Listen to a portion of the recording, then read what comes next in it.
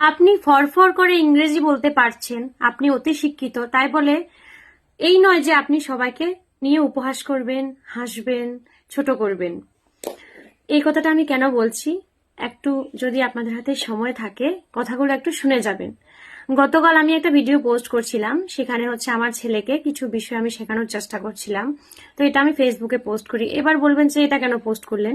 এটা পোস্ট করার কারণ হচ্ছে আমি যেহেতু একজন কন্টেন্ট ক্রিয়েটর, তো আমার কাজ হচ্ছে ভিডিও পোস্ট করা। আমার আইডিটাকে অ্যাক্টিভ কিভাবে রাখবো এটা নিয়ে আমি চিন্তিত থাকি। তো যেহেতু আমার ছেলের পরীক্ষা শুরু হয়ে গেছে, আমি ভিডিও করতে পারছিলাম না, সময় পাচ্ছিলাম না।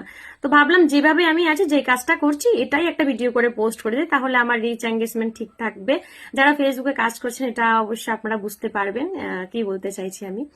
তো আমি এই নিয়ে একটা ভিডিও পোস্ট করলাম। তো সেখানে এই ভিডিওটা করেছি আরো একটা কারণ, সেটা হচ্ছে যারা আমার মতো, যাদের ছোট বাচ্চা আছে, তাদের যদি আমার ভিডিওটা ভালো লাগে, তারা চাইলেও এভাবে তাদের বাচ্চাকে শিখাতে পারে যদি ভালো লাগে। তো এই কারণে আমি পোস্টটা করা। তো অনেকে সেখানে অনেক প্রচুর সুন্দর সুন্দর কমেন্ট করেছে যে আমরাও এইভাবে ট্রাই করবো। অনেকে বলছে আমি দুবার দেখেছি, ভীষণ ভালো লাগলো, এটা খুব ভালো একটা টেকনিক। তো এরকম অনেক প্রশংসা করলো। তো এর মধ্যে কিছু কিছু মানুষ সেই প্রশংসাটা নিতে পারেনি। তো এর মধ্যে একটা কমেন্ট চলে এসেছে, উনি বলছে যে তোমার উচ্চারণটা ঠিক হয়নি, যে এই উচ্চারণটা এভাবে হবে আর এই উচ্চারণটা এভাবে হবে, আগে নিজের উচ্চারণ ঠিক করো।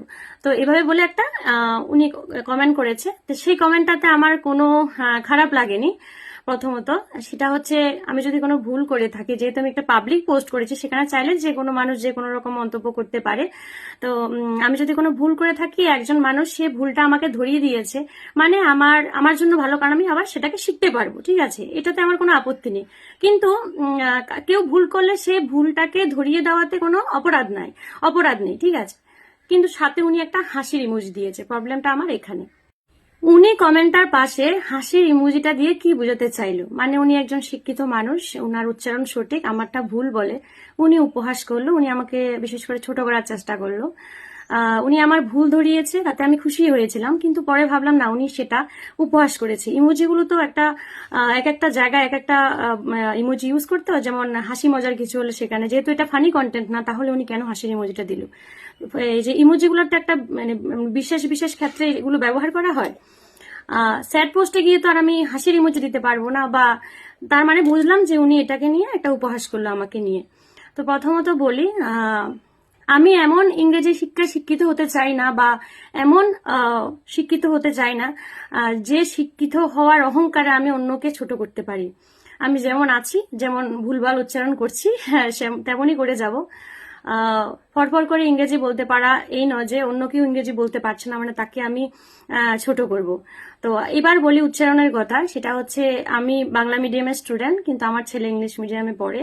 তো আমি মা হিসেবে আমার পড়াশোনা বেশি নেই, কিন্তু তাও আমি নিজের যেটুকু অভিজ্ঞতা, মা হিসেবে তো নিজেরটা নিজে চেষ্টা করব, তাই না?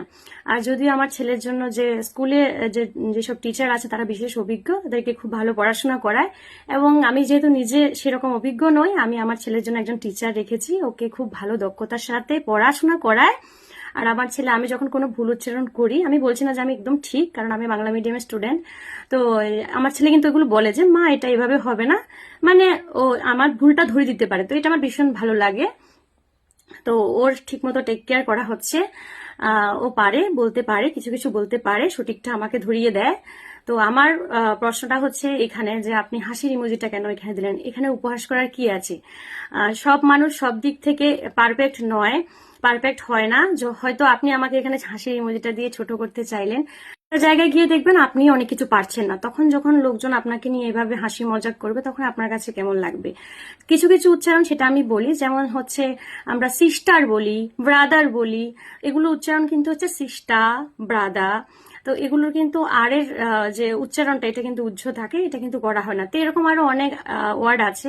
তো এইসব ক্ষেত্রে আমাদের উচ্চারণগুলো সঠিক হয় না। তো আমরা কিন্তু এইভাবে ছোটবেলা থেকে শিখে এসেছি এবং এইভাবে বলতে থাকি। আমার মতো এরকম ভিডিওটা যারা দেখছেন, অনেকেই কিন্তু এরকম উচ্চারণ করেন, সিস্টার বলেন, ব্রাদার বলেন। আপনারা থই না যে ব্রাদা সিস্টার বলেন না। তো তো এই এই আমার উচ্চারণগুলো ঠিক এরকম ছিল। তো আর উনি এসে ভুলটা ধরলো, অবশ্যই ভুল ধরেছেন, সেটা কোনো ব্যাপার না, কিন্তু আপনি এটা নিয়ে মজাক করেছেন। তো আমি আপনাকে বলবো, আপনি হয়তো অনেক শিক্ষিত, অনেক কিছু শিখেছেন, হ্যাঁ, অনেক উচ্চ শিক্ষিত একজন লোক, একজন মানুষ, কিন্তু আমার মনে হয় পুঁথিগত বিদ্যার থেকে একজন মানুষ, ভালো মনের মানুষ হওয়া বেশি প্রয়োজন। এমন শিক্ষার আমার প্রয়োজন নেই যেখানে আমি মানুষকে শিক্ষার সেই দম্বে, সেই অহংকারে ছোট করব।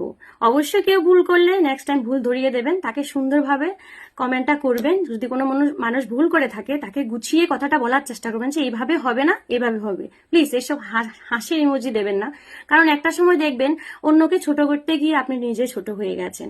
আর উচ্চারণ, সেটা আমি যদি মূর্খ হই, একজন মা যদি মূর্খ হয়, একজন শিশুর জন্য কিন্তু তার মা মূর্খ নয়, কারণ মায়ের শিক্ষার মতো শিক্ষা মনে হয় দুনিয়াতে আর কিছু হয় না। আমি পুঁথিগত শিক্ষা যদি পারফেক্ট আমি ছেলেকে দিতে নাও পারি, অন্তত এই শিক্ষাটা দেবো যে যদি তুমি কোনোদিন ফরফর করে ইংরেজি বলা, সঠিক উচ্চারণ শিখেও যাও, তোমার পাশে যারা সঠিক উচ্চারণ করতে পারছে না তাদেরকে তুমি শিখিয়ে দেবে, কিন্তু ছোট করবে না কখনো। ধন্যবাদ।